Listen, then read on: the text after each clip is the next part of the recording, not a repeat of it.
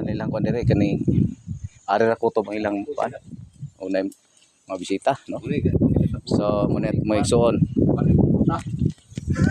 mga igsuon muna ni ato ang kuan ato ang points lagi point na to sa yan diri sa bukid sa Dumingag no, may aring area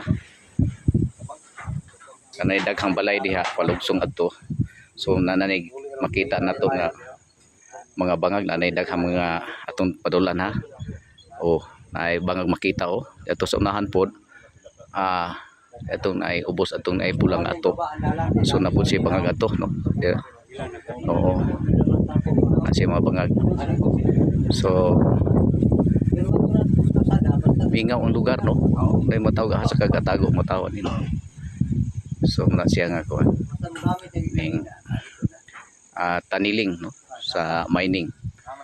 So ato mga kauban sa parokya sa Dumalinaw, parokya sa Tigbaw. Salamat na abot na gid taon. Mga 7 ka kilometro ang kalayo no sa among gibaklay niya. Bakilid sa nga tanan no. Unya medyo tugnaw pa gyud ang panahon.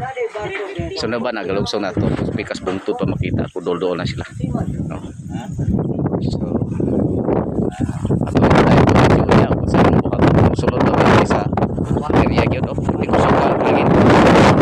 Di kusog ang hangin karon di ari sa bungtod. Ata sa uyog sa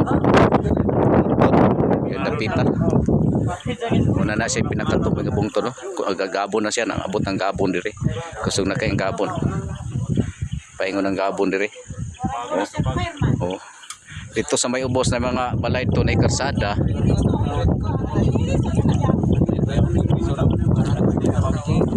Karong orasa mga alas 4 sa hapon. Mga 2 ka oras ang baklay. Gikan midto alas 2.